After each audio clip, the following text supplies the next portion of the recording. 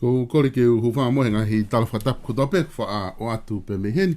Whatapu atu kia ho eki ka ma hataki lotu pe moe. Ka inga tonga kutope mo mea mai ki he tau Polokalama ko ia. O ku o atu whakawike meheni ko Tufunga Fonua alo au. Aia o ku ma o atu heni pe moe Palofesa. Palofesa to ke tā Siosiua Lafitani. I he wike kutope. Whataonga pe ko ngorere atu e tau Polokalama he weekend. Ko uilo pe foki.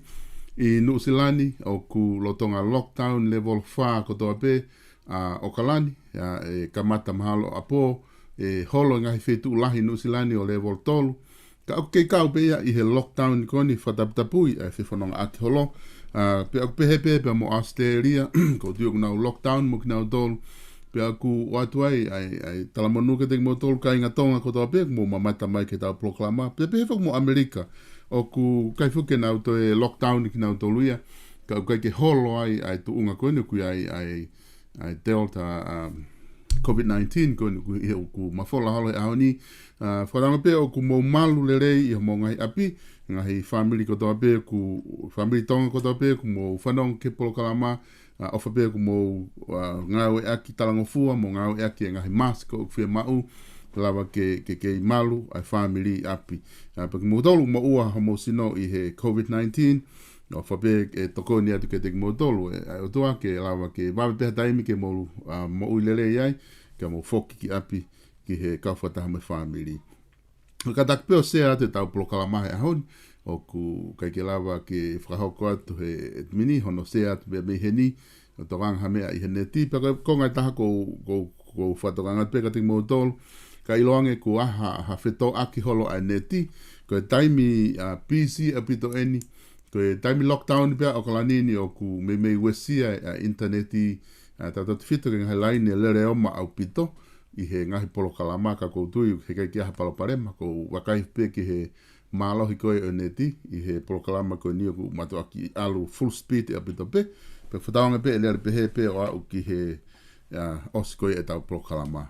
Hangana ku talanoa ki ai, ko whiawhia ke taitalere a Palofesa Lafitani, I he ahoni, maalo tau mau ahoni Palofesa, o whapea ku lerei e whamiri pe mihena, lotonga e COVID-19, fe hake kolomua i he ahoni, pe mo fe hake mi Australiana. Alo vita o tonga, pe ko wapeta i pe tau au sia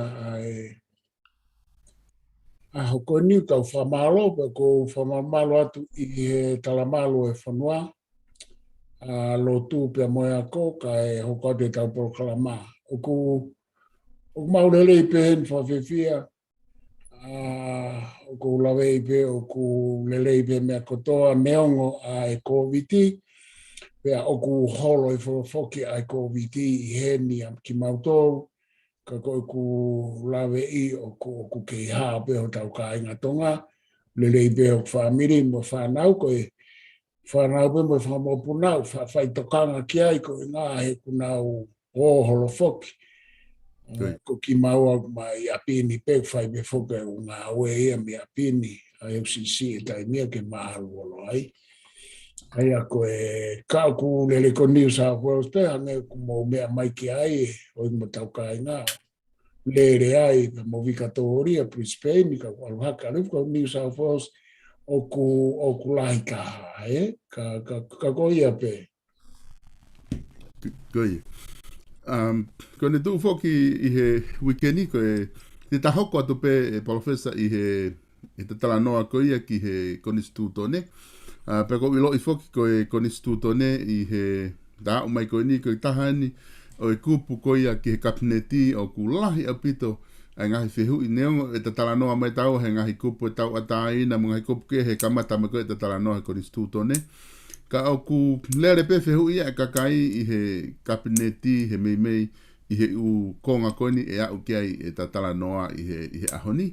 Ka neongo ia taim tatau pe ku koe tuu koe angahi ongongo pe mei tonga i he pongpongini, i he ahoni, o koutui o ku mahako ahawha osi eni, ke le sisitai, ai kau kantiteiti kotoa pe, ke nau whiriwhare area i he whiriwhare area koe ni November, ai ahatolu taha eni o a kosi, ai o koutui o tāpuni ki ai le sisitai, peko ahoni, peko ahawhala i tēna, e tāpuni ai, osi ai kau kantiteiti, ko nau osi asi mai ki mua, o whakaha mai ki mua e nau kau i he kantiteiti o se ai timi ko o siui ai timi ai patoa klopolo ko o siui e nau timi e nau tolu pe ko sohifo ke timi ko ia ko mix ka toa holo ai kakai ko ai pe ni ihi ai nau lotonga whafonga lotonga ko ai ni ihi nau kau na toke ngai kulupu kehe ko ai ni ihi ia na kai ke nau kuna o kui pe ki nau tolu ka kono ui pe nia e fwoi timi ko ni toi ai fwoi timi ia mahalo e ua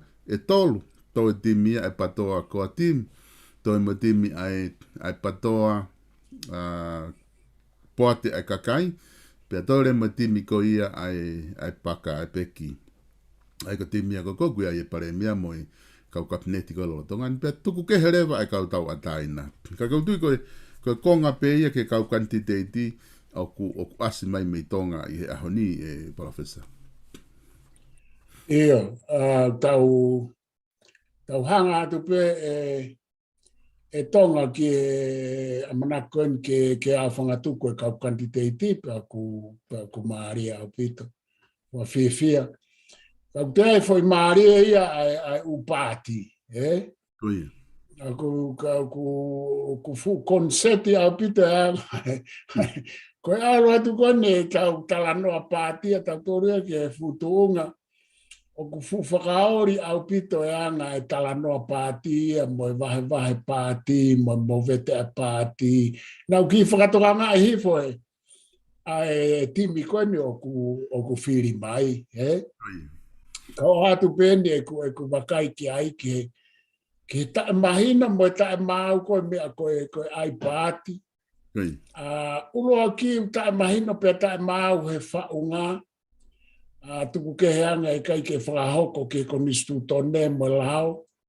Pe o stala noa lahi ai au he tau kusiki tonga ai fo i mau ko ia mo ta mahino ko ia. Pe koe ku wakai koe ni ki he toi tua tu koe ni ala tu koe ni o kutoe whakaore au pito e ku wakaiki, he ku nehanga whakaha mai ai ngahi poina lalahi ko i nitonga. Ulo ki koe ke mahino ke kakai ia ai whaunga mo mea koe pāti. Pe oku o koe ke uhanga mahino i pe oku hinga ke ai utala no ai pāti koe ni. He koe te watu pe whakatata koe ni.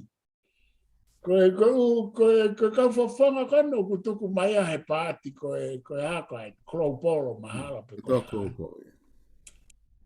O koe ke ilo ke toko la hia o kau whawhanga koe ni. O koe kai ia mea ia i maamani koe whakatu pāti mai ai pāti. E tonga, o ku whakaori. Pea toi whakamaa, paku tauhanga atuani ki he upāti koe o ku toe, i he whoi tupe koe e patoa. Mana tui koe pāti, koe whahai whakapolitikare, o ku ai hono tūtuni moe lao, pea o ku ke me mipa, pea ko hopo mai o whafofonga i, ko o whelo toi, i he are a pau moe i grup whahai whapolitikare ko ia pea koe ai ho mou tau mua moe whaunga moe whaunga ngā ue moe ha. Koe tūko e tai minia o toi maare au pita paku whakaori lahi e ku nofo sio koen ke mo vete koen kau te u whiri koe ni pia moe kau whakatu mai koen e kau whafofonga. Pea ko whee ai Fonua o whai ai e whai ngā mea koe ni, ko tonga pe, koe pe, whakatu mai e kautama ai a fuurisi o kautama o kai ke nau i o na tokia, pea koe kai ke nau kau nau tolu he ngā aue, ke foi paati ko ia, kaku o mai koe pa ku toi whakari he, whakatu mai koe ko usia whuka ko mou nimisi, pea pehere. Ka ku toi pehepe e pāti Klopolo. Whai te ria pe nau tolu ka pau te nau tari e whatu koe ni. Ke nau whawhawhongai.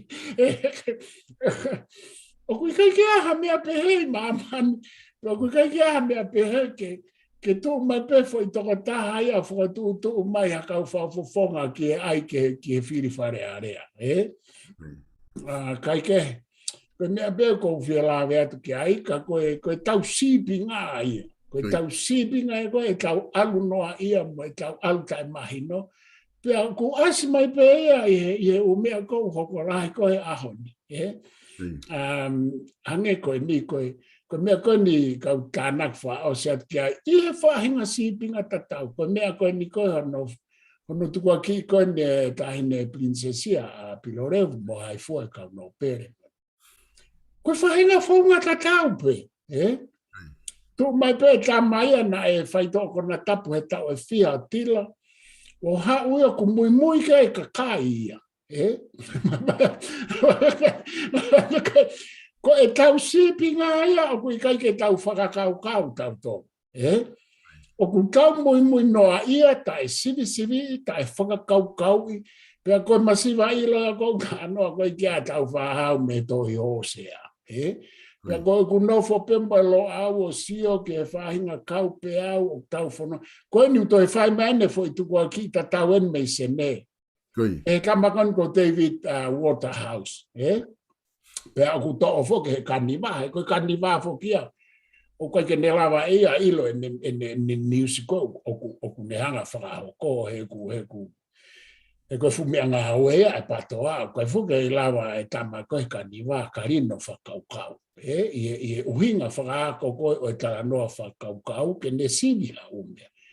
Koe tama koe ni koe mea tatau peo hange peo koe tukua ki koe a afi mei mounga. Tukua ki koe kakai koe aku na ospekia, peo koe kai kia hawhaka moonia. O behe tukua ki koe a David Waterhouse koe ko oatu. Os pekia tu hala tu I pekia pe mo Bill Waterhouse pe os mate mo kakaia Pea kune o mai ea u wha matala o ku mehe ka kai ko na hosi. Ko aike mai e wha mooni whewe. O ki kai toi ke hea mo mea koe noko i ke isa afu mei mo unga pa kou wha apa ki tō taha. Ko ia ko ere ka mautoro ni re ia.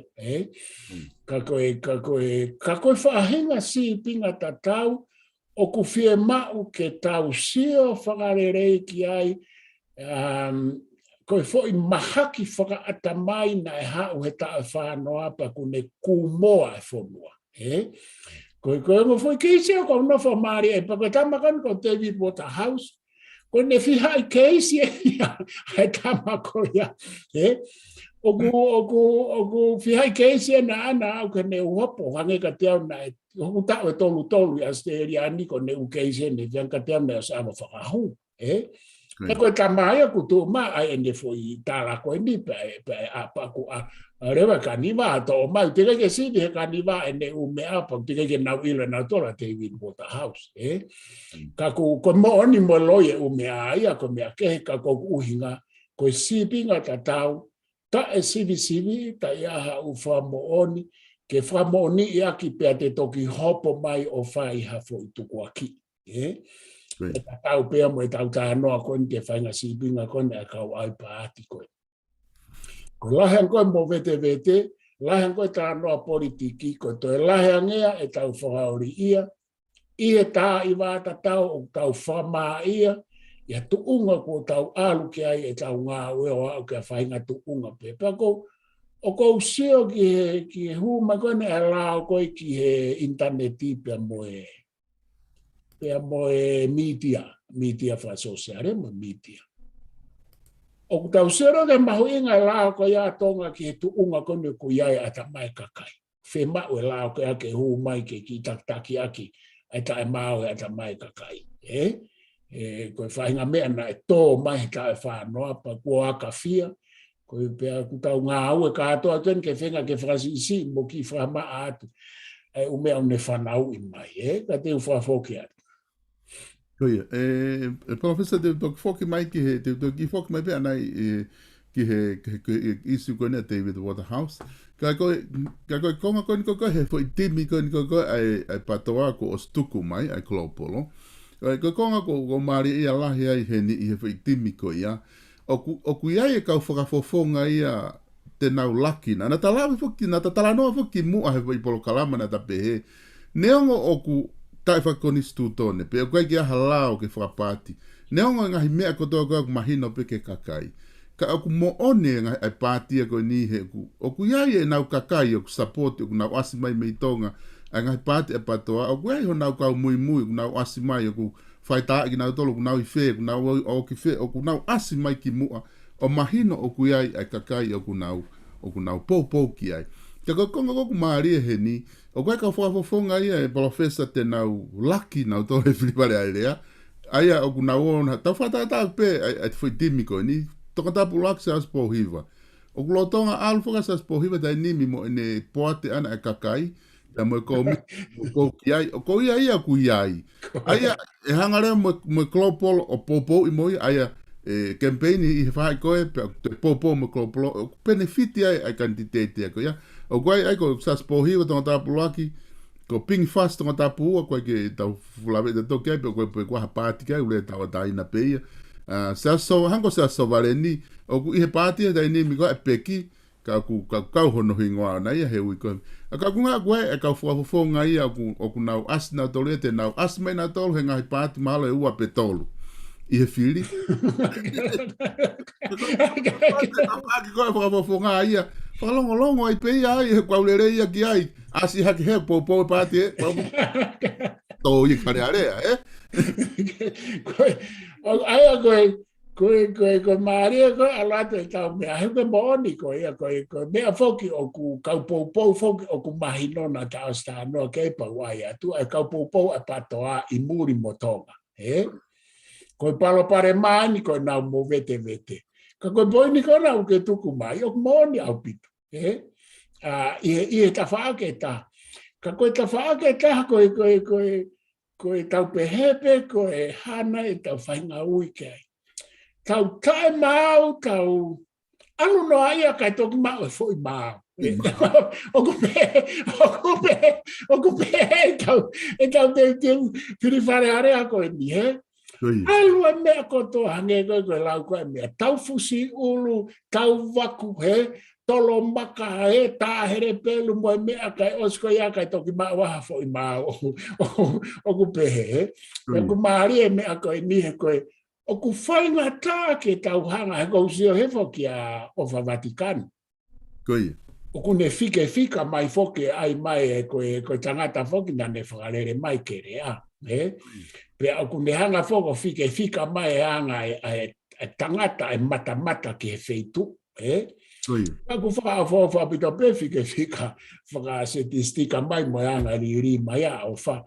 Koe te whiria koe ni, o kou Siosiua ki ai, o te kai kia hawhiri pehe ia tau e tau hau.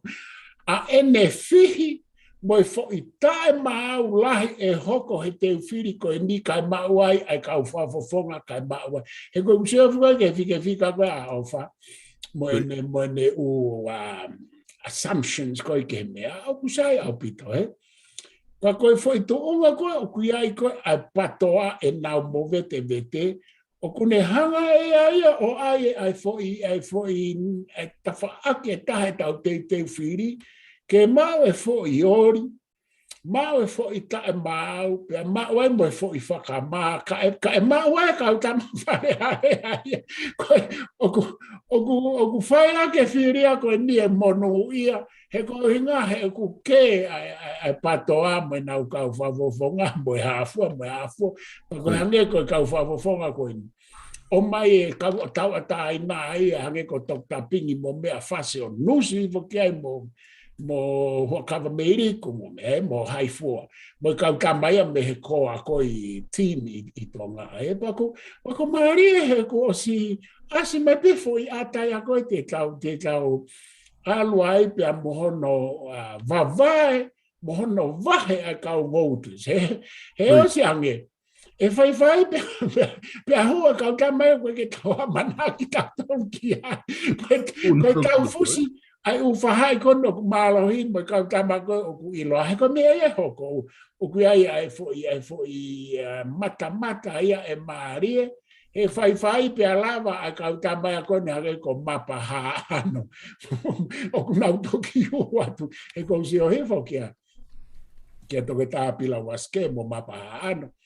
Maari e foka re toi fokia atu kene a Viliami. Tā malolo koe he ko alat fokenu kai ke te aha taha. Ke na whiauhi ko mapa o mapa na whiauhi he kulotonga mo wate mo lavu kai ke foko ku fufihi au pito kai ke upe au ko hanga fo papau ka tamba e hu ki fare are fa nga sipi o ku taulere atu ai ka mari au pito Palofesa ke konga gon ke me gon fraha David Waterhouse na ke si tala noa mai ki ai tai fala la anga ai fanongo tala noa no ngau aki ai fanongo tala noa pe fehu ia foki ai ngahi konga ko ia ko ha uhinga hono toki o mai a honi na me ofa foki ai pure anga ko ni e ka asteria ia ke taha ke ne I he wafe taha hiwa, ka taha kene o mai ha whakamatala whika waki mo keisi kone, hono tamate I kone, ai tangata whamasino lova hausi, he tahi walwha. O mai na tolu e mea ofa ko taha miliona, ka pa ia taha ia hane whakamatala whalala anga, e oange ke lava o mau. He ka talu e me tahi walwha au te kei ke mau ai ko hai ki nau tolu na nau hanga o whakahoko hui tamate koe ni. Ka ku huu e whakamatala ia tangata koe ni, pe ne hanga tuku aki ai tu I kone pe kia pe he foki haongo tangata tonga na whahoko whi ngāwe koe ni kongo hitman ia whi ngāwe koe konga kou tokanga lahi ki ai ku lahi taimi o ku hanga he kakai muri e ni ihi o fu matu aki tuku hifo au pito ho tau ki Fonua he ngahi ngāwe ka ngāwe ake ngahi mea whaka corruption pe he ni koe ngā ku nau huwai koe o ku corruption e pure anga corruption e whare tu I ka kuna hanga na tolo tuku hifo ai tau ngahi mea tau ui aki whakatonga, ngahi anga whakatonga, ko anga tau nofo mo fetahi aki mo tau tu I mo no fare mo ngai me pe ku ka no mo ni pe foki hanga tau vakai fuka ko ki ai o ku malava pe ke mo oni ka ko ki ha mo oni pau he tai ni mi ki ai ka ko anga ta so atu ki tunga ko ku ai me ko ya ko tu mahalo he toki ngā au pe ki ai pure anga ai ko ha konga te na ngā au ki ai he me ko fuka mo tonga ka ko tu mahalo ko me pe ko lava o manatu I hak he konga ko ia I he case ko o mai ko David Waterhouse Io ko Maori tonga hai ko hange penia ko foi tu ko ki ko a me mo unga ko na tala no mo Filipe mo sone Filipe Koi. Fa pa sone Filipe mo spekia ia Koi. Koi whaahinga tuku ki pe he, koi ke tau tila tau tol mo oni mo loi I he tuku ki. He kohono uhinga tonga, koi ku tā noa tawa taina a kuia, koi kakaya ko ia ko pekia. Koi. O koi ke whahatala noa mo oni mo loi I he tuku ki pe he kai ke tau rama tau o toe o mai koi foi hia sei foki, koi foi ke whaha ha hia sei ia he whare ho poka, ore wa ku o mai toko tāna whai ai hia sei. Koi. A tau koe mea ko ksua tu koe ko Māori, koe keisi koe o ta tau pe moi. Pea koe tuku ki tau hatu I mo kau mārunga, koe koe mea fōu, whai mai tau ene fia. Koe mea koe Māori hena kamata mai Samuel Akrispo hima. Ka koe whai koe Samuel Akrispo hima, na ene u keisi na mau ene u evidence. Koi. Na ene u keisi na kai ke mau, pia na mo wai. Kana ene u keisi na hau na ene u evidence ke whai a ke whawhekiki. Koe ke hea a tala noa koe ni ki a Samuel Akrispo hiwa I he fo itafa aki koe ni. He nei kai ke pehe ke whakanā whala ma upe a ene tuku aki na ene u keisi. Koi. Pea na maalo he Samuel pa ene u keisi na whakanā whala na fo ia. Koe mea koe ni fo I keisi ua koe ni. Koe keisi a afe mei mo unga. Ohono omi a tau whahau tu pou wha, tu pou nima ta monawa ko na o sihala. O mai mo sone Filipe ko ne o spekia. Ta tau tofu pe ia o ku fōringa ta tau I he fuo kai ke he uho moi foi keisi a David Waterhouse. David Waterhouse koe keisi la hai sana keisi a he ne ongo koe 400 milionea. Ko haike ne mao e taha miliona. Ko David Waterhouse. Ka pau e mao whongi he pure anga ha u whakamooni koe ongo tamatonga pia nai kau e tamatui. Ka koe eke mao hefe whakamooni o posi hala tui. Hala mo pio Waterhouse koe foi se e tesi nai pehe nai rea aki he me tamai. Na koe mea koe o ko uhinga au ki ai. Koe reo ke whahata anoa ia ke he loi ke truth and false. He kai ke aha kakai ia ke whai hano o me truth and false pe lava ke ta aki mai moa evidence mea ki nau tō. Ai koe o ku o mai. Ka koe mea e koe o ko Māori ia. Ai he koe smahina hange benia koe ta anoa koe. Ka kai ke aha mea whana pe ai kai ke mao e tama mate. He kai whaha hopo ia. Ka pane whata mate. He ku whie mau ke mau e mea tā mate. Mau mai tamana ne whae tā mate. Ka pau ko tu pou wha tapu moia. Pea mo Bill Waterhouse. Ko ongo tama ya koe nana hanga fuko tu utu e tā mate. Mo ongo tamatonga poko whenau. Ko foi toko wha koe ni he kai pe mana tonu ia. He mamani koe ni. Aia he kai pe lava wha hopo ia. Ka koe whaahinga mea pe he ko hinga kia, I hange koe kaniwa. Ka pana e maama whiunga a tamai e toko taha kon ko karino lātu. Koe ku taha noa mo oni ke mea whawhai ongo. Ane hanga ea o to o atu e fui keisi. Foke u kaurere pa ko suhebu, lere e patoa. Ka pau e hanga atu e mea whaka ilo ki ai, ke ne ombe ne u evidence. Mantui koe fui ongo ia koe mea ia herea.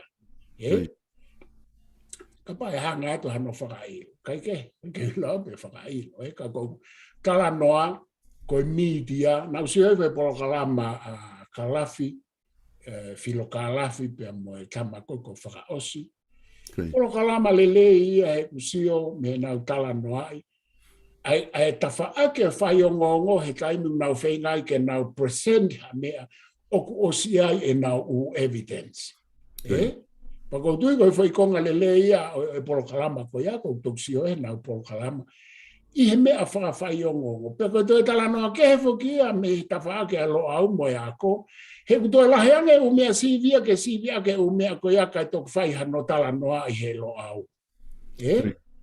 Aia koe u mea au tu e laheange mea sivia kau whai o ngongo ai media.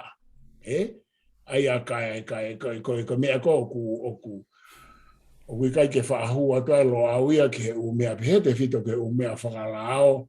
Ko hinga he ku ka fia mau hano sivi ana o toi fefe kange mo nga wela heange ai fai nga au fa ko ia ki hano sivi ha mea pe toki fa papau ka ko mea fogia ko ka mea ia lo au ko mea ia fa mau nga mo ka polisi ko mi dia fogia ka pau e kai ke ilo mi dia ia mo na mateu ko whahinga media pe ia he kui kai ke fuke ke ai media ia ko ia mo social media ko ni tau pare mai media ko ni ai kaniva me anefe pena na ma na tole fu panga la ina fa panga na tole puranga patoa ke fa lere na unisi fu me ena mahina e ke pure ana akiristi Palofesa ko ngana e fehu I mai to ta hen ke pe lava o fai hana whakailo ka koe na ko ke o stala noa mai ki ai ki whakau ko ia. Ko me pe whakia ku ke mahino ko tau ka inga o ku iai pe u code of ethics e ngahi mitia. O ku iai pe ngahi lao o ku malui aki o ku kai ke malui ka whai aki hono whakamau I koe ngahi mitia. E taimi o ku nau o vai koe I he mea kouta tonu ke ngā tai ngahi mitia. Pak tatau pepe ko haha mitia. O ku oslesi sita ko ipe na code of ethics o fai akon fa mau I ka ko me fokia ku mahino lo lele I ngai me peni o ka ku ipe me fanki fine line ni ai o lava pe ngai mitia ke na tu me ai hange ko ni ka pau e ha to ko ai mitia e ka pa ko ha o ia o tu I tonu atu ko case ko ni na fu matu aki ko tau pe hepe hu fa fa tapu ko tu ina ne fai ai tamate ka pa te hanga tu tonu pe he ko ka ko ki ha evidence ko mo ua ku pau ko nga he ko ha o talatu hanga tonu ai foi me ko ia na ne fai ai tamate ka ko ki ha evidence ko mo ua ia ko pau pe ne ngo pe ko me ko to pe ia o ku loi pe mo oni ka ko pau ke ai me ke fa mo oni iaki ka ku wai ke ngai time la ya nge ko ni ku la pe a media ia hu mai tala mai na asi I he Sunday Star pe ko ha na asi ai fra matala na kaunga tu iki ai o na fa lava na tolo how ki ai he na code of ethics ko hinga he kai ko ani fra matala ia ana ka ko ni tala mai hanga pe ia o te whakaongo mai ai fra matala ko fai he newspaper ko ha na tolo te fto fra matala pa kono palopare mai ko me ia hoko ngai mitia ka ke ka koloda ke ta hoko taua ke ta polokalama e Palofesa tu ke ka pau te hamete ke ta anaki mai ka ta hoko taua ke ta konstitutone Ika sai ku peunga ta ave tau ke u me ko ia mau inga pe fa la ve ki ai ko kupu ni meni mai fa manato tai pe ke o I makai nga me mai ko konistutone fufua konistutone ni ta val fit ni ma kuma fononga mai ai ma fai mai ai ma ta no ko kupu ni meni ma konistutone ta val fit ni ma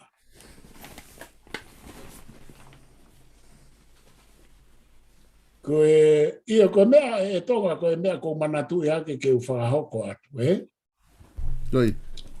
ke ka venga ne nai o koe o mitia lele a bito I tonga ke whai tokanga ki ai ki o koe ke hao ha mitia ki mua pau hoko atu ko mitia koe mitia koe taimi o tonga ko mitia koe talaki Moi mitia koe kakalu, koe kakalu. Ko mitia mahu inga ia e tolu he u mitia newspaper. O ku lahi pe a ofi au pito e nau me a i e u e fika mo whaka mitia. Pea mo u me a uhinga whakaako o e tala noa ki he ongo. Aia koe u mitia mahu inga au pito. Koe mitia koe kere, mo mitia koe kaniva. Ko ngu mitia whakapolitikare au pito ia he kuna nofo pena ua ia i he fui tawhaaki koe ai patoa. Koe palo pare mai a koe o ngu mitia koe. Me he kamata anga o a umai. Aia me hange koe o mitia koe i mamani koe o pure i koe e Rupert Murdoch. Koe whahinga mitia pehe o whakapolitikare a ben koe Fox. Koe u Peppa Henny o ku osi ue sia lai i Britania. Ka koe ku manatu i hake pe akuia ko glave ke ai mahu inga au pito ki kakai pa ku mahu inga ke nau lau ke nau whatokanga i ai uke o u mitia. Ko foki mai e tonga koe kupu nime nima.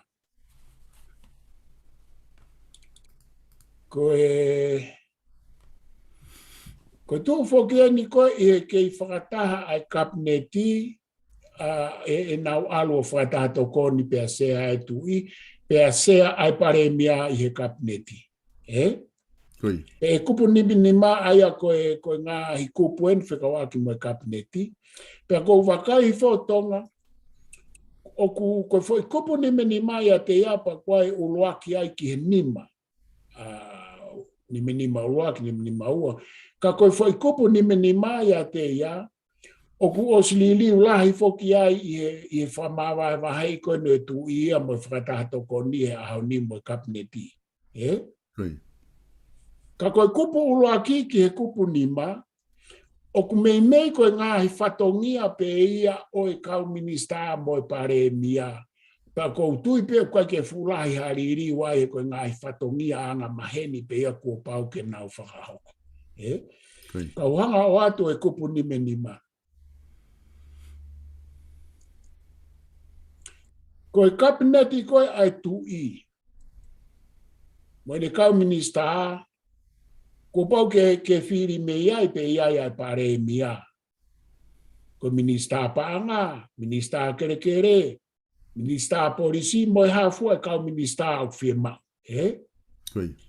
Pea i he prerogative power of the king, ke ne hanga o whiri kau minista, i he foi tuu koe ni i he koni sutone motua. Pea e whai ke whinangalo o i tui. Whakapaurewa hei kai ke whakahokore rei hona o whatongia o whakatatau ki he lao. O ku i kai koe whakatatau ki he whinangalo e tui. Koe whakarea koe he ni o whakatatau ki he kapaika ki nau whai hona o whatongia o whakatatau ki he lao. E malawa rewa ke whakailo ki nau tau ke wharea rea. Pea e malawa ke awe ki he tui, pea mo e whatahatoko ni ke whai hawa kai kia. Pea koe ngahi whatongia ko toa pek nau whai pau ke pāsi mai i he whatahatoko ni pea mo e tui. Ka ko pau ke au whangatu koe ngahi whatongia, ki he pare mia mo e ne portfolio ke he minista ka e whai o whatatau ki he tutu une whatahatoko ni, pea mo e huu mai me wharearea i he whinangalo ki ai tui. Koe angai e tu o whai kupu ni me nima. Ka koutui e tonga koe ka kou te ai mo whai poini ai koe whamamafa, koe kau minista, koe kau no pere. Aia koe tahwalu whilu ni maa whoki en. O kutoi asi mai mo whai poini koe ia i he ene kamata mai. Ka teu whawhoke atu e tonga na koa mea ke whitanak mai, ka ta toke hopat ke urua ki oe kupu nima nima. Aia koe kupu nima noa e ia i he ahoni e Palofesa, Aia koe nima noa e ia e ahoni, ko pau ke whanofo e tui me ne kau whafofonga kua whiri hapare mia, aia kua whakotuu atu e wharea rea, o whakatatau ke whaunga ngā ue, kua whakotuu atu i he te pile, kihe pe kupu nima noa pi o koni stutoni ko ni ai koe u konga ia I he mea koe na ku ke whakamatala mai mahalo koe ke asia I he fo I konga ulaki ko ia Iyo. O ku mahina o pito pe ia he koe fo I to o koe tu I e alua e tu ia mo fo I whakataha tokoni fo ou kai nofo ai kapneti he koe mea ia koe o ku maari e tonga nā ku slave kena tatano koe ki ai ki mua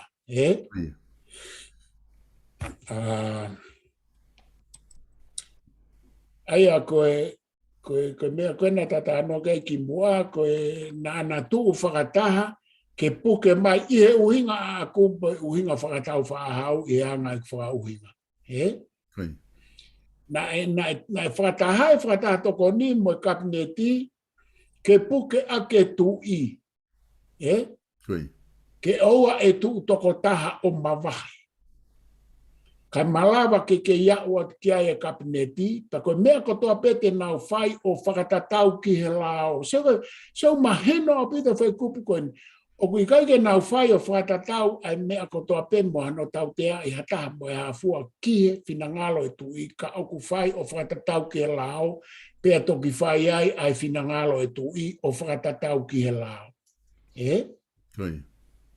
o ku very careful au pito kupu koe ni ke ne whakamahino neongo koe prerogative power e tu I o talanoa ke aieni ke ne hanga o whakanofo pia ke finangalo ki ai ka okupau ke whekau aki mo lao pe koe konistutone ai aku oku hai pia ku se ai o kupu mo mea ki mua ku o si hai mai ai ku au ke mahai hai pia koe mea koe ni oku maho inga rewa sai. Nā ku lawe atu tonga hanga rewa e ka uafe hongo fulu o whakamawa he e tu I ake uhinga oku pehe oku whakawao pia I kai ke lawa hanau mea o whai mo e hafua ngai uhinga ko ia e saiange ke tu e tu I ake kamata teke atu ke whakalangi ko whakaukau ia kai nofo ma fai pure mo me a kapneti ai ko na uslave ke ko para mai he ku kai ke na hanga whakatoka ngai ai loloto ma fai pure o tu I mohono ma fai topu tapu I he konistu tone mo e tala e Fonua mo e ha sio te ke ko ia o whihalakia alo tu ia mono uma fai pure ana mono ma fai topu tapu o kui kai ke mauia he kau tama koe pe he kai ke o ange ka nau tolko tu I pe o anki ai pe mo ukupu koni he konga uruake konga ue konistu tone talo e talere mai o au mai ene fa so si mai koe tala noa pe ke uma fai ke he keho e tu he kapauna nau whakatoka ngai ko mea rewa hoko he tai mini tau pe herewa he tai mini koe taimi koe na e tahape executive executive koe ai kabineti o kunau haupe o whata tokoni pe a sea e tui executive pe taha pe toki make herewa e mawhai e tui ia ka koe tu toko taha e tui ia koe ke lawa ia tu uni toko taha ia te ia he oku pau ke tu uni loto e whata tokoni mo pe kui ai kabineti koe foi smart ia mo foi wise ia koe foi tu ke te a kapau na tauhanga whakatohanga I o whakatatau ke whakatatau koe poini mahuinga whakatatau ke he whaunga whakasosiare mo whakapolitikare e Fonua o kui kai ke tau whaunga te mokalati ai whaunga Fonua whakasosiare mo whakapolitikare o whaunga whakatu mo whakahau eiki mo e haa sai koe haa mea hoko a verewa e tu I e a kui kai ke tau toe lawa wala ke tu I he ku whai tu uni ai tu a he taimini e ne whiri rewa ia ne whakatato kon o ua rewa ai executive he ahoni na toi whiri atu e tu I e loe ai taha whiwhine taha ai o whiwhine o Clive Edwards o whakahu ki he Hangi ko ku hua he ta polokalama ki muato. Ko ta pes he fonua o ku aveia he tui. Ko whakatau hoa te whakarea mahina.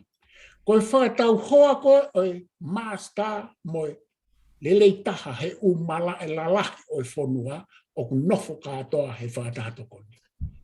I hono whakawhewanaki ki he kapniki. Koi.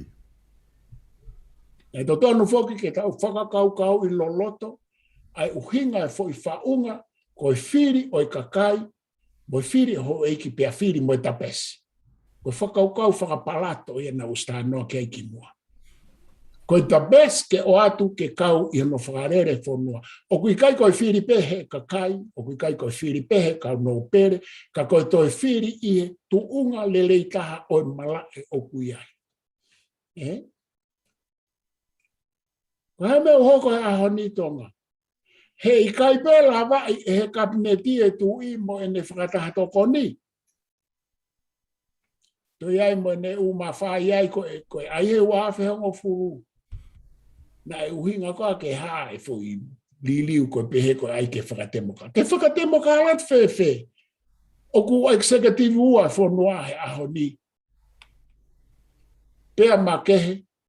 Pea whiri tau ata aina pehe tui, ai fukau whakatahato, koni o kai kahane whikau aki moe, kabineti pea moe, lau kona whiri ato he kakai. To tonu ke ai ke whakalere Fonua ehe. Kakai pe o ku whiri he kakai. Fufui whana whala ko ia whepaki e moe. Where a paradox, where a contradiction i he tau hanga sio whalereye. Sio koe koe whakau kau pehe. Oskapa malangai pehe mai. Koe kakai pe e hu ki whare area mo kau he kabineti na e whiri he kakai. Osu koe e panau hanga whakatu e tui ke whiri pehe e tui.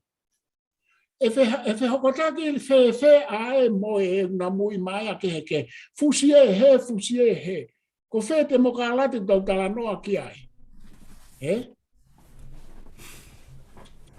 Ko uhinga ia tonga ko e ku tau ka ve ina e whau e tau whaahau ke whakatemo ka lati pea na e osi ai ke whakatemo ka lati pea. Ku whakatemo ka lati ko ngā lai o e kupu me e kupu ka koe whakatemo ka lati pure anga whakatui. Koe whai ke he iau koe whakatemo ka lati pure anga whakarepublika. Ka koe tō nou ia koe masira i loi koe tau parapare mai. He tau kai mo inu hono nunu a mo e haa o e tau ka e mahina mo e tau ka e ilo. Wha mahino e kupu koe. Nime nima. Kata hau ke he ulo aki ke nime nima ulo aki tonga he. Ka pau kai ke a tānak mo a whihu. Koe. Tā hoka ke ulo aki. Koe ulo aki o ku oange koe mawhaia o i pare mia. Koe. Mawhai e pare mia ke ne hanga whiri o fisa kolo pure whakawahe. Kai koe io, koe o fisa kolo isa. Koe o fisa kolo hene o ku asi. Ke whiri e pare mia. Koe. Ai kou tui koe mea koe ni mahalo na e liliu mai ki mui. Pea koe u whatongia ko toa koe ni. O pare mia he ni koe u whatongia ia o ku i kai hu ia pe mau ia whaahinga portfolio pe koe whahinga potunga aue. Kawai hono whiri o whisakoro koe tokanga ki tanu hala. Ai ni pe kou lahi pe ngai whatongia henu kei whai koe langa ngahi whare koe ai e pirisone tokanga ke whare area mo e hafua ngai whatongia o ku ikai ke hu kia toka ngai whamau anga koe langai ha.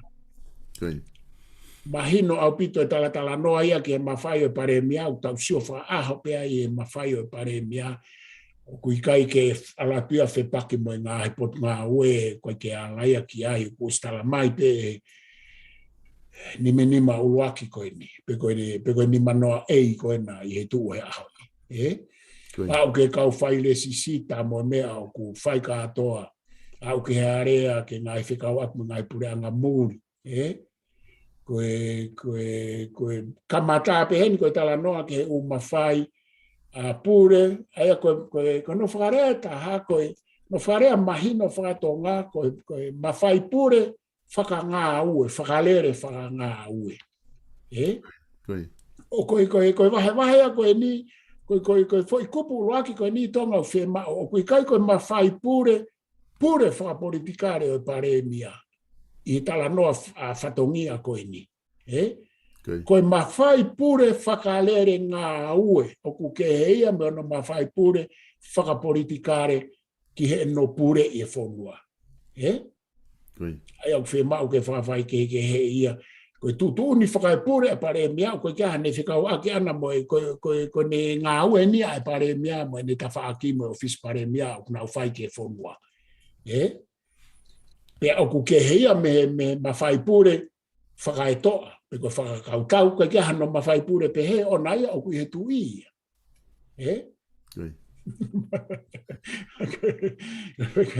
Koe o siange koe me aku, toi alo tui ko ai ne whakatahato ko ni, toi alo pe tui ia mo ne mawhai pure ai koe tu koe tānak tuunga koe mawhai pure tai minu lahi ka kei lahi ka pe tui. Ma o ea whakakaukau, ai ea mo His Majesty Army, osko ia, pa toi ma upe ea u mawhai wange ko ni sutone fotu mo ne whakatahato ko ni executive ua. Ai te tau pepe u toi malawa peke executive tolu e pure ama. He koe tu ia o commander-in-chief e Army, koe taimuk tu uni ai tu ia ai, koe ke toi pure a te whakatato koni. Makapile tiki ai. Ke herewa tu i mo whakatato koni, ke herewa pare mia.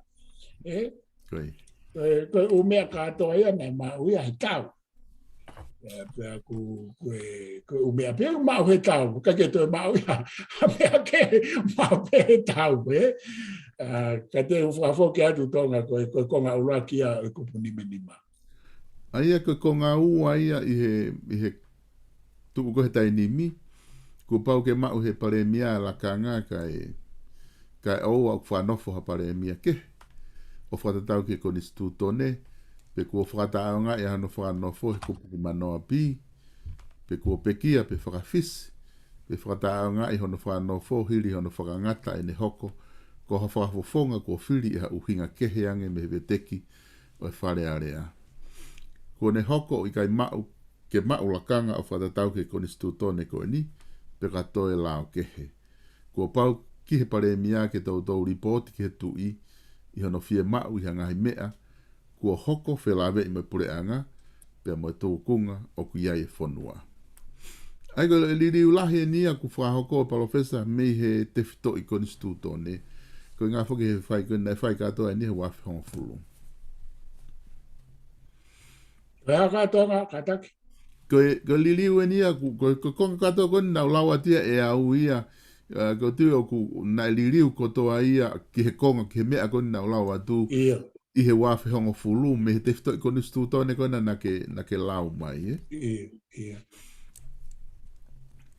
Ai aku asia koe ni he ni ia talanoa re vai ia e mau he pare mia lakanga ka o tanoa re vai ki he temi koe kune mau lakanga ka o ku whakanofo ha pare mia ke he whakatatau ki konistu tone. Koe ngai poinia na tānaki atu tonga Iyo, na tānaki he wafi. Iyo, he koe kai ke asia heni fo i whakapatonu pe ni ia, Koe. Ki e whai pe ki ono whiri e tamatu i, pe koe sea o e whakatato koni, Koe. E ke sio tonga ke mea kona ku lawe ki ai i foi kore koe a paremia ku pekia sa mala kispohiva pa to pehe ke kore a paremia koe ni. Fai whikau to ke tā pohiva tu ane toa. Ena kore koe ke he tamatu i ke nau ki hua tu pe a paremia o kau i he whakataha toko ni. Koe. He ke sio ke e tonga koe mea mahu inga au pito.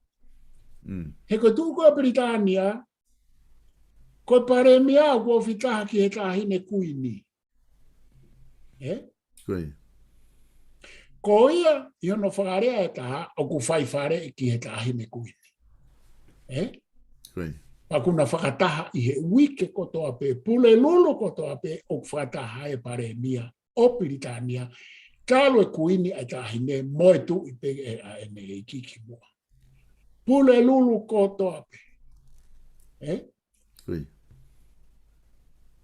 Paku ongo ina e ongo e samela kilispo hiva hene alhaka paremia.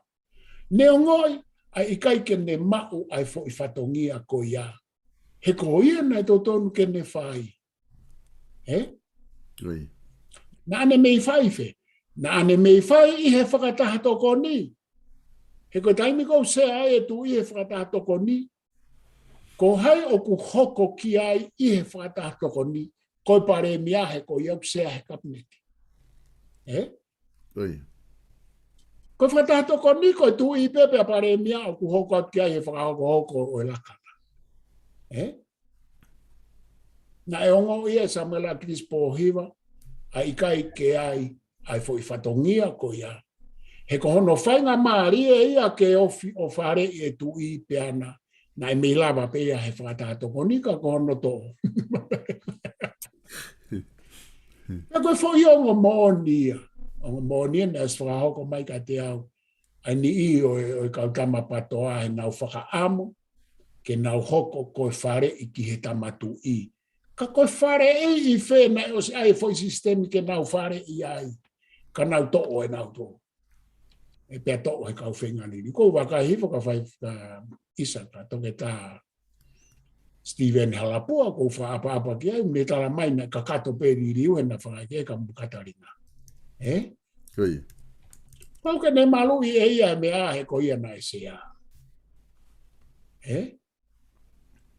E koe hae ka koe tau tala noa eni mo e kusio tuenki ngahi awa koe ni e foi saupulu na e whai o tau palopare ma ia ai kono tuange tu I ke alu o mawahe me he kabineti. Ui. Na e lava pe ke tau whai e foi saupulu ke nofo pe tu I ai ke lava ke taua o atu ki ai. Pe te tau whanonga tonga mo mea koe, sekretari ai tui. Na tau taina nā whoke o aloatuanga kovi ko I ngā ke whai whoi mea. Hei kai toi tala mai ha tu ia ke toi whoki mai ke kapiti. What's fight with you, Koe mea whoki ke tau loloto mo matatau mo masila he taimi o tau wa wai ke tui, he koe ke fie mau ha mea. Ka pau te tau mahino e foi mea ka he koe taimi koe e tukuange mai he tui he kai te whawhafoki. Whakamaa au pito ia e tala noa politikare ke osi pe te ate pare mia e ua kore ke na kau atu pe whare I. Koe hae uhinga na e ui ai. Whakataha tokoni. Ko advisory. Whakataha tokoni. Oku ikai koe kabineti ia, oku whakataha tokoni, koe whakataha tokoni, koe koe ia, oku advisory. Koe kabineti ia, oku nau whakalere ai Fonua, nai ngahi potu ngā we, pe nai ai rewa e tau whahau, nau o mai rewa o advice. Ka e lawa pe ia I he whakataha tokoni. He kai nau advice me kabineti he kehe ono whatongia. Ka koe mea ia koe nai maari o mai rewa nau tolo whakahuma ke nā ma advice, whare I ke tui, o tokoni ke tui. Hangarewa nau tolo whamawa hei nau tolo ke ua te nau tokoni ke tui, ka nau whai peho nau whatongia whakaipotu ngā hawe. Koe.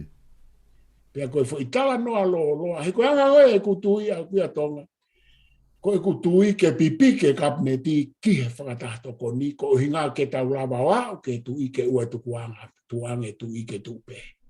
Koe. Oku o se ai pe uma fai pure e tu I ai a ko ta no ke tai fa lau. Ka e kai to fa foki mai po ke I lau po fe atu te me to fa foki mai.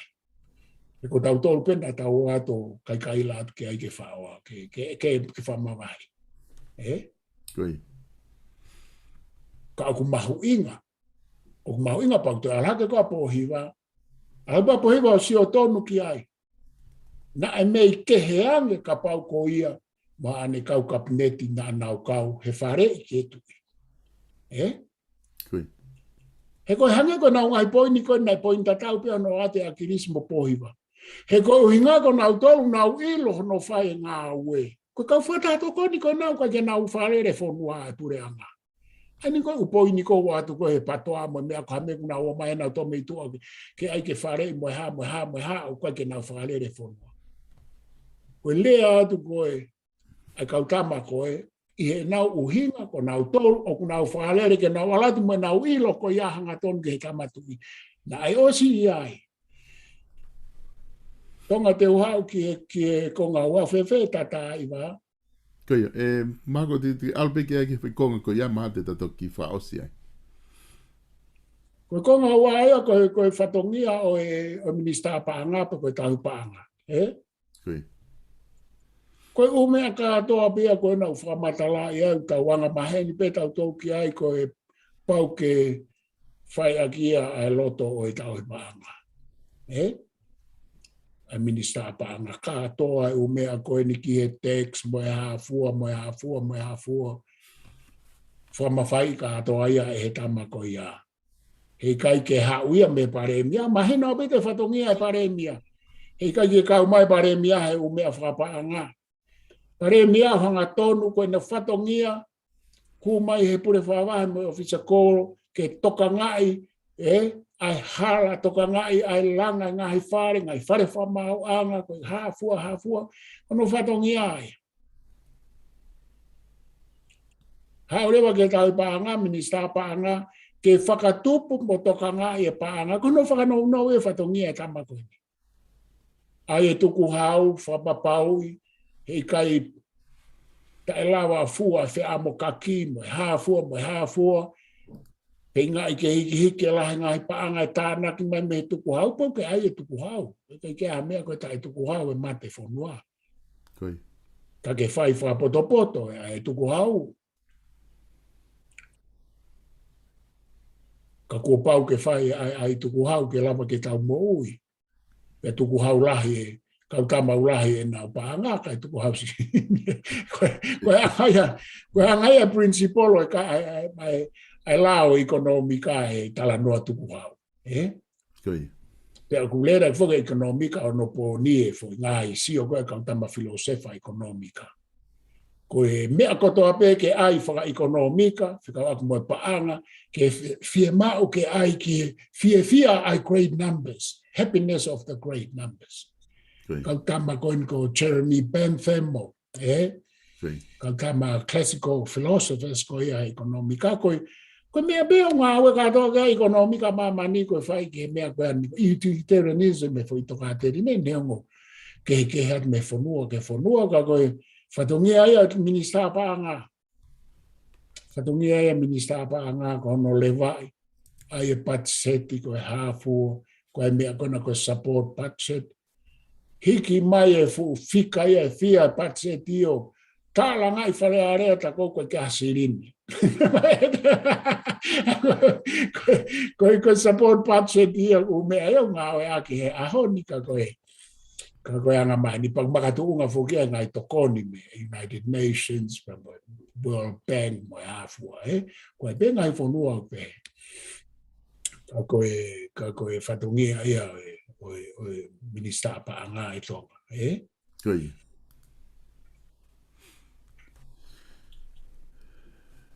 Ko di mahala e Palofesa mahina o pito ai konga koni o ku tai ai.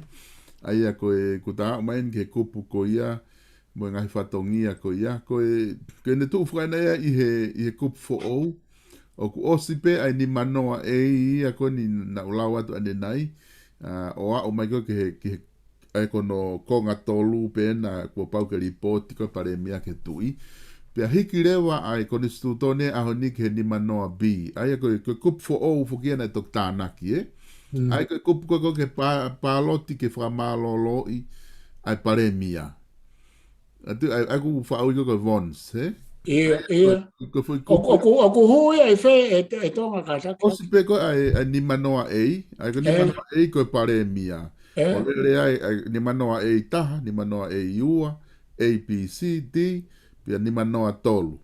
Ai ko ne ospo ko ni manoa tolu ia ko ia ko ni manoa tolu ni ano kupu ko na lawa ta ne nai ko pau ke pare mia ke tau ripoti ki he tui.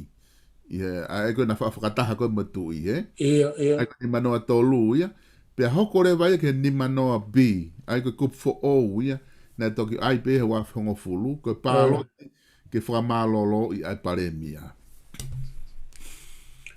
Ai aku hu marewa ai foi kupu ia ko ia i foi ospo ni manoa A pa ni manoa B. Pea lere ai foi kupu ia ni manoa B ia alu ia os ke kupu e fa APC. Pea toki alu re vai a mia ke ni mataha ko kabineti ia. Oh, okay. Ko ai ki whetoka ki ai moeni, Koia. E pa toki au re vai ke ni mataha ko ai kabineti. Ka kufononga mai ia i ni manoa B ia ngai foi kupu ia e taha kupu e ua. Kupu e tolu, kupu e wha. Ai guai ngai foi kupu ia e wha ai, pe guai ngai kupu ia ai guai APC ia, he? O kupu ia ko whie tala noa ai tonga. Koia. He ku mahu inga o pito eni koe ka hau eni o au ki ono malawa ke tuku pare mia ki tua. Koia.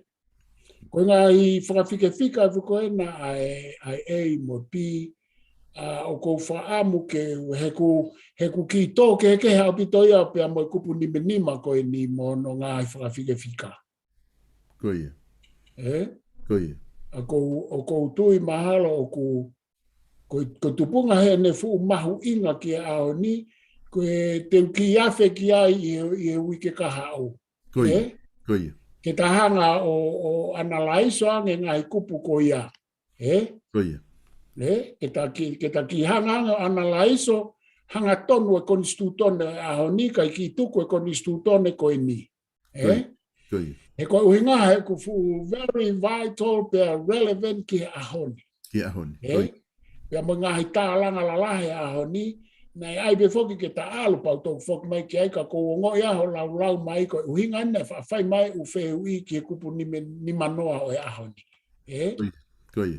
Kau sai pe ke ko heko mao pe au ia me interneti ai version ko na. Ai a te talere ai fo ai u kupu ko ni ke kabineti me ka minista mo na ngai fatongia mei he konistutone o aho ni ke osi pe tato ki foki mai ke konistutone ko ni. Koia. Iyo. Ko tui mahal ko mea lelei tahi ke ta whahoko he Polokalama hoko. Koia, mahalo ko tui e Palofesa ko ngari whiungai pe ta Polokalama ai ke ta ngata pe i he kupu ko ia kata toki alu ki he kupu ko ni o e paloti ki wha malolo e pare mia hange kona ko ke tala mai i he ta Polokalama ko he wika hau ke ta ki lere i he ungahi kupu fo o ko ia na toki whahu mai he wafe wanoa. Ka ko ki mua ke whanga o atu ke whama opo mai, whama opo ke ta Polokalama, ko loto ke whanga o ki hulu i atu ai tari ko ia me he ofise pare mia, ko i ngā whoke na takamata talanoa mai i he issue ko ni David Waterhouse, ai tuku a ki ko ia, ka ko loto i pe ke o atu ai pe ke wakai ai pe ho tau ka i ngā ki ai, ko ngā ko ngā eni o tari ko ia, ko ngā ke lawa ke nau mawai pe e tari ko ia he taimu ta talanoa ai ke foi ka venga ko ia. Ko taria ko o mai he office pare office ko ni palasi whika o aki pe mo tuku aki i ko eni ko ai haulo he neti ki he tuku aki i mamafa ko eni o ko whakahoko ki he tui ko hala tu po wha pe pe he ke ni ihi. Aia ko tari ena kuna o mai whakapapalang ai o ku hanga e office ko palasi o matu aki whakahalaki ai allocation ko ni ai ko una wipe allocation ai me ko ni una matu haki hanga o whakahalaki au pito allocation ko ni una tala mai ko ngai whakamatala ko ni ku whakahoko e David Waterhouse o tuku aki ai whelawe i ko ia pe mo tu i ko ne hala tu po wha o ku matu aki tae mo oni ai whakamatala ko ia. Pe aku o kai ke nau whakaikai ko o na iai ai whengawe aki ai pure anga tō ngā pe aku kei iai ai whanga ake a pure anga tonga pe mo family ko ni I he tau e whanima ko tau si tu o ki ai. Ai ako fu tau lahi eni, ai ako hanga e office pare mia o mai, ke whakamahino ke kakai o ku na i ai e ngā ue mahu inga, na e whakahoko e whamiri ko ni, ki he pure anga tatau te fito I he wā ko ia o e pure anga tonga mo Australia, ka koe mea koe ki he tuku aki I koe na i ai ha tuku aki I ki he tā mate mga mea pehe, o kumatu aki whahalaki eni e office pare mia. Ko kuhulu e te kia ke nofo ai pehe whai Polokalama koe ni na tatala noa ki ai e Palofesa, ko I ngā ke lava ke tonu pe a mea koe ku mau kia kakai I he tau whanonga koe ni o whakahoko. Ia pa kou, o kou whema oia ke o ngā ke pure anga tonga e tonga, Koe.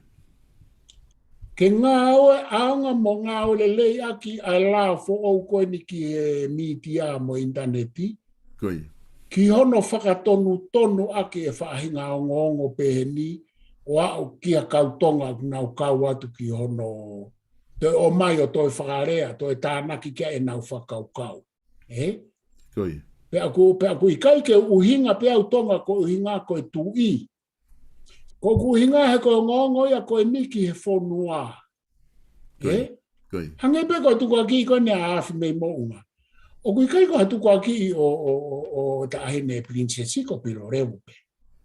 Tuku aki hanga tonu ia mo kau no pere, mo alo e tui, pea mo wharearea, mo kabineti. Koe.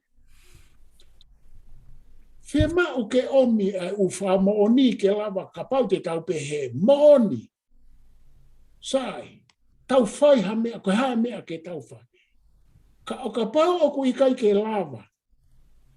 Whima u ke ngā ue ke lao ia he ko tau o si fō I ki tau tolu I he mea koe whakanā whala ai media whakasosiare mo nau mau I e mo ui, mo lau maari mo si inofo ai ngahi whamiri lahi o I kai ngata pei o lunga kai alu ki lau. Ko I ngā oe a lau ke whahinga vare pehe ni to tonu ke fufulu ke ma. Koe. O I kai ke tau toe whakamore tau tolu ke mea koe ni e tonga ko I ngahi ku fuulahi. Ka pau he I kai ke whai e he lao o kou talatu. Ha mea ke umea koe ni. Te tau alu tau tūre ke society kama. O mahino pe kua e utono no. Tau pure anga. Ka oku whai e ngā ue. Pe oku whai pe ngā ue. Pe oku whai pe ngā ue. He koe ke tu. Tau siwa tu pe ke tau pure anga koe ni. O kua e nau ngahi tono no. Ka oku whai pe ngā ue. Pe koe au whanga tuku tonga. Koe pure anga ai.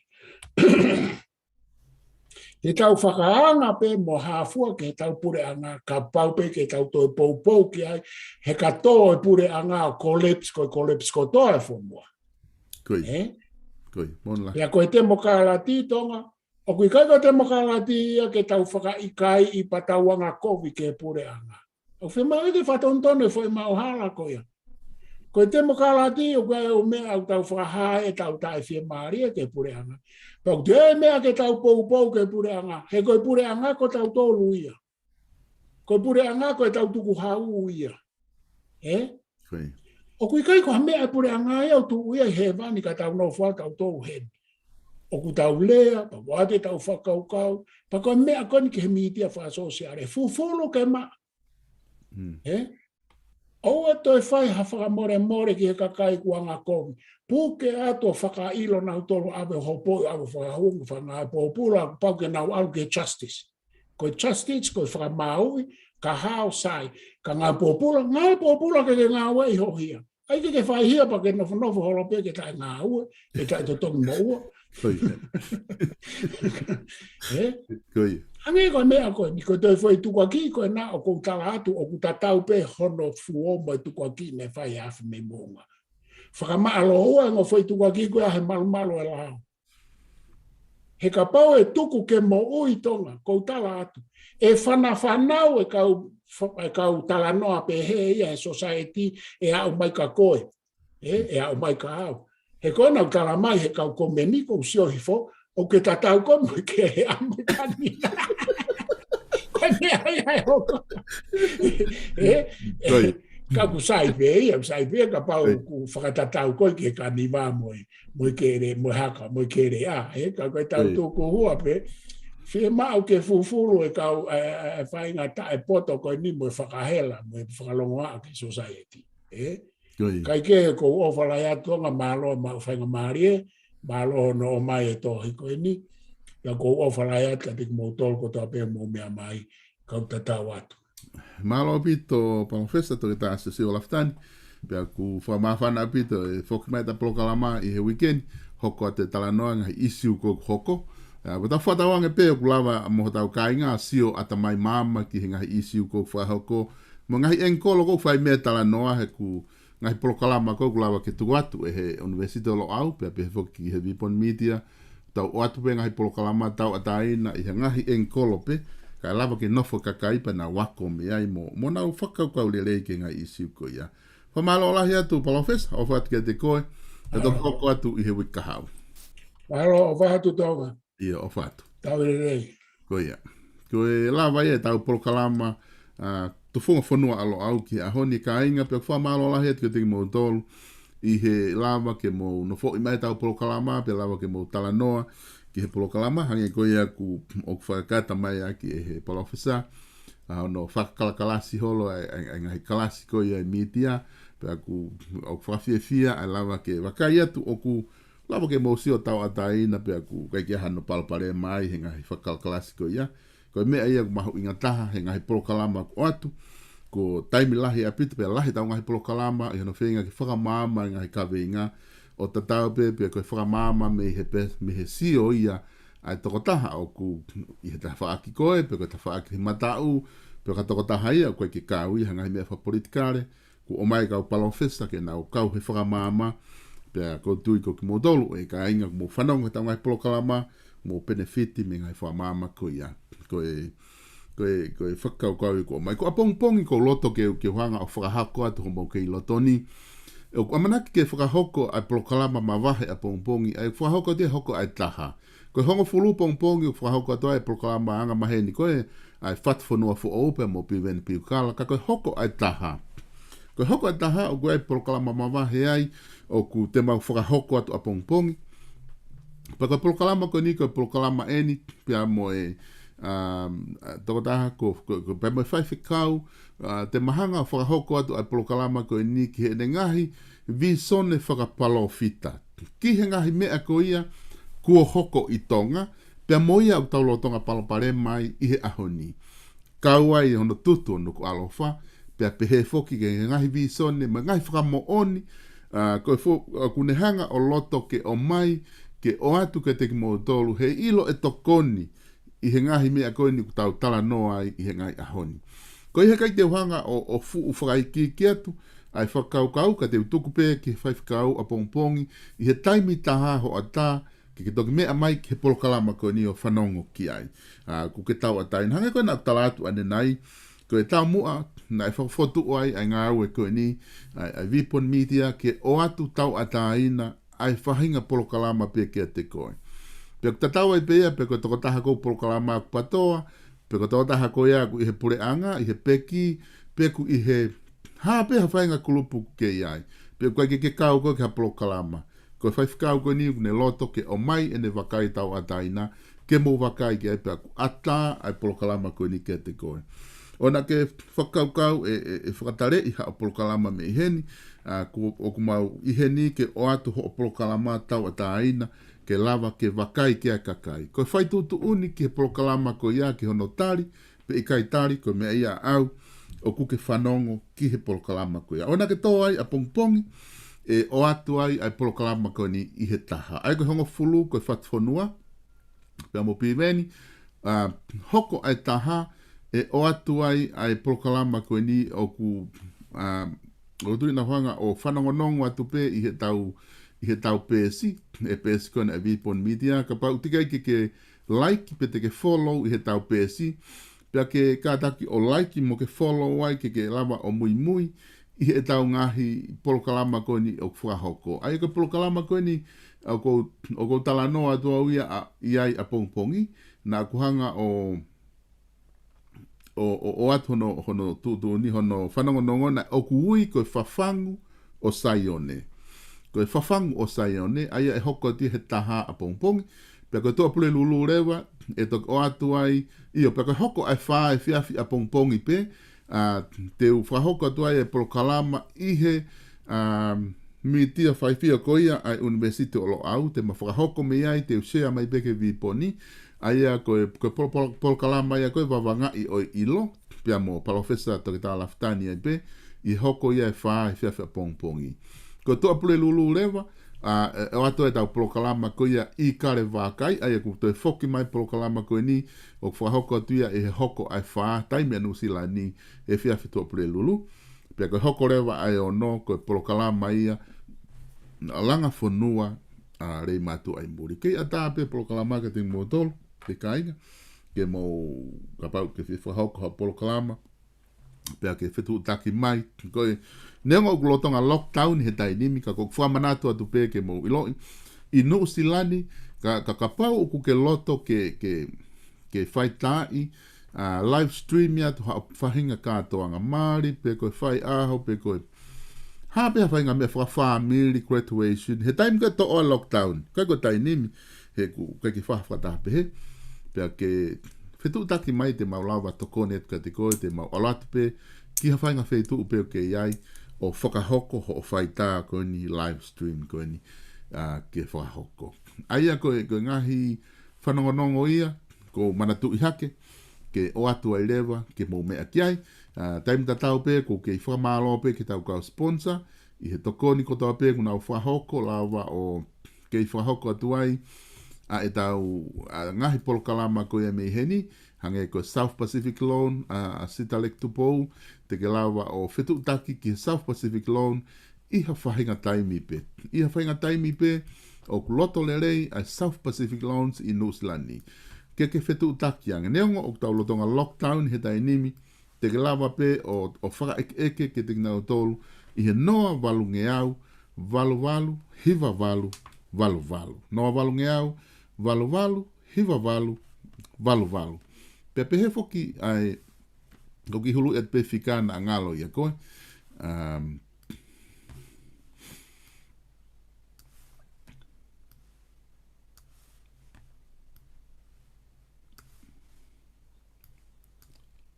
Ko te pe mahalo asia tu ai a fika hen ko fika ia o South Pacific Loan te ke lava o fetu taki ki ai.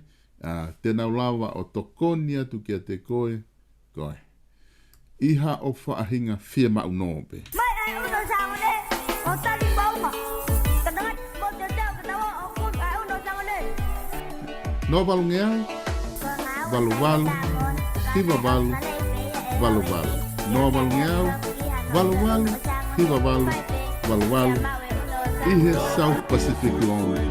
Te nau lava o tokonia tu kia te koe. Iha o whia maunope. Apiko whatever give to it. Apiko whakala akita tue. Ka puti fui lupe o kola ve. Moho peiki o kume a ihe mala e. Apiko whatever give to it. Apiko whakala akita tue. Uno o samo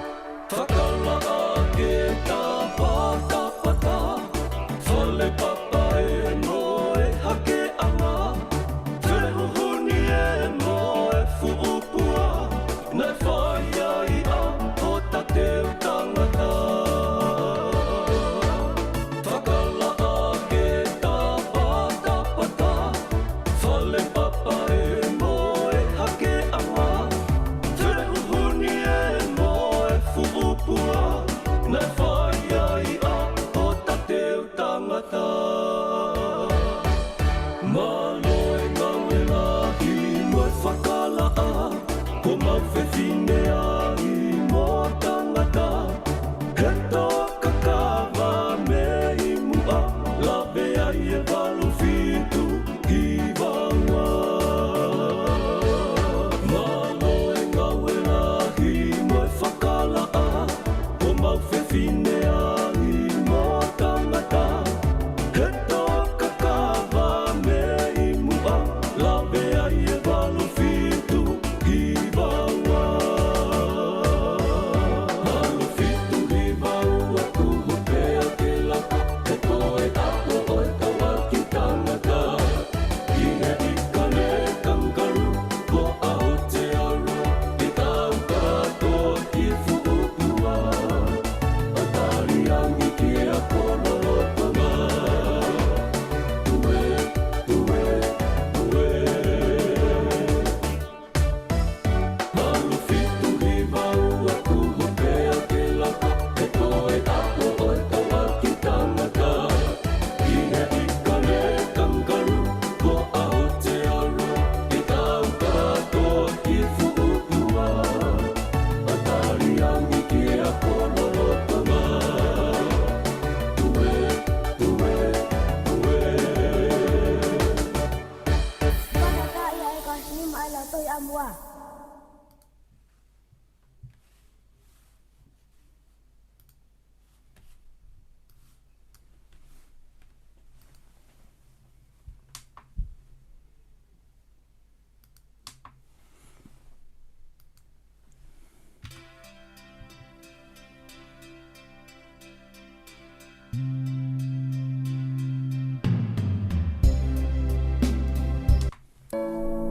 Ala, sioku o whaanga, ko sioku fuakawa.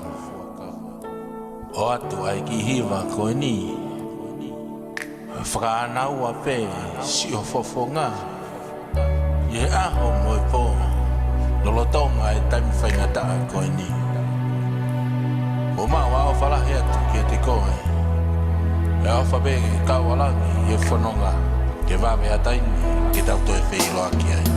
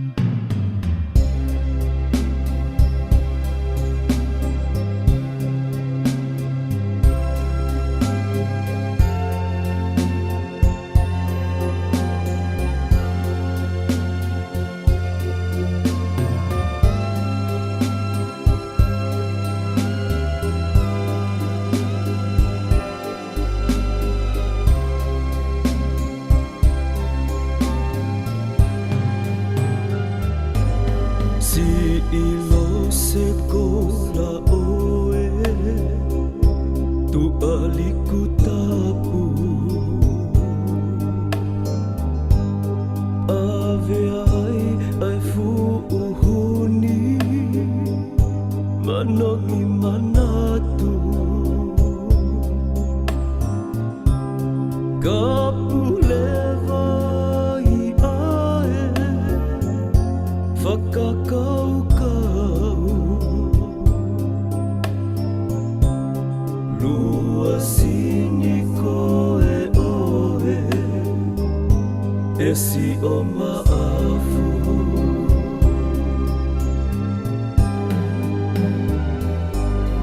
anako te ke tua teu si i fefe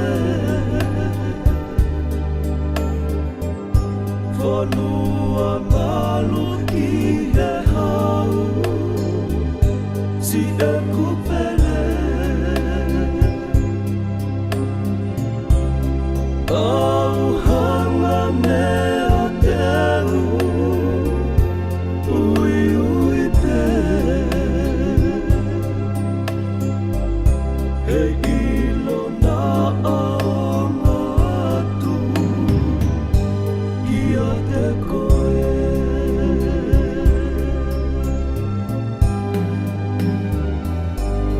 ta ahine e wahe whanga ko kua loto vai ko haaha o kua tuku ai o kuloto maka whakinanga oi o ka whakapo ko oa ai e huni o tonga mama o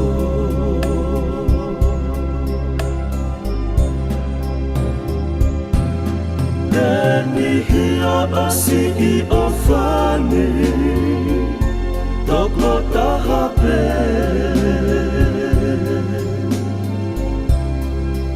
ukumaka kua i kai hawhera ve e te to e no e tangi nei he a te o whape mua isi i tagi mo e kore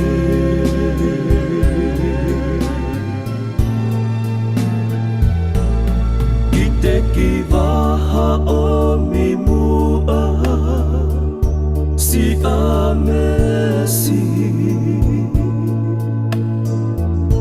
ko si i hanuni he i kaipe ke toe osi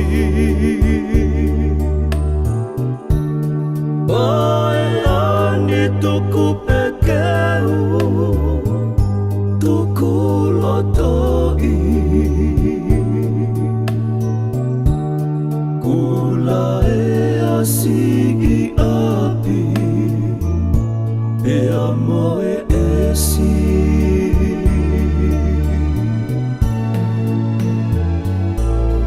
Toli pea e vahe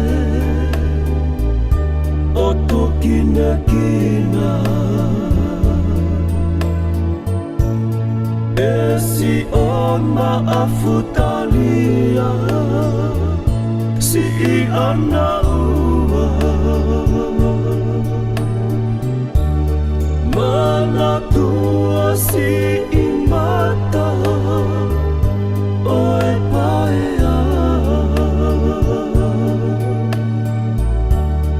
tua ofa tu pe ike no foa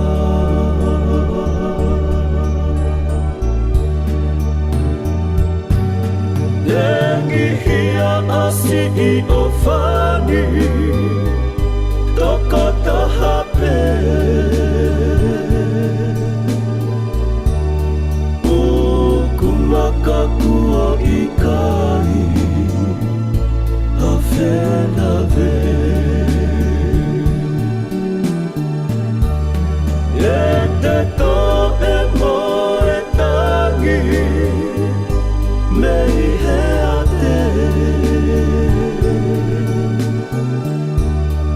Ufapemu a isi itani moe kole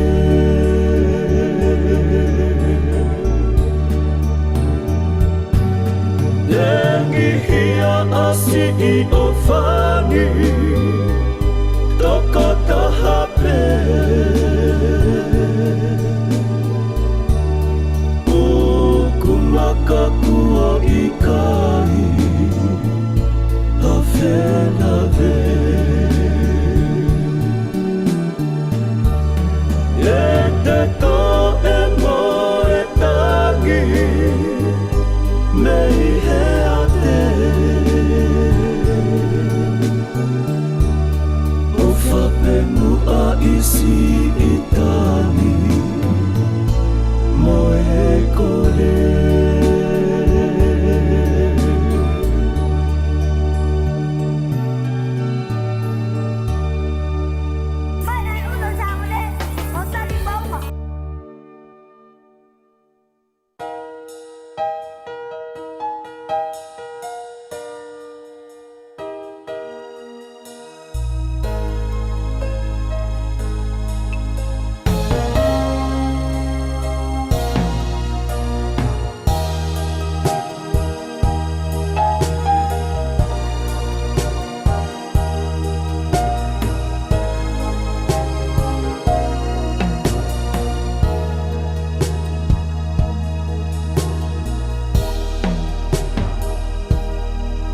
Pakafirma e pamua Aleha o fanga Kau talanoa Siete o fatalamuka O ngā pea Hono whai ngataa O whamana tue Si o tō pole pole anga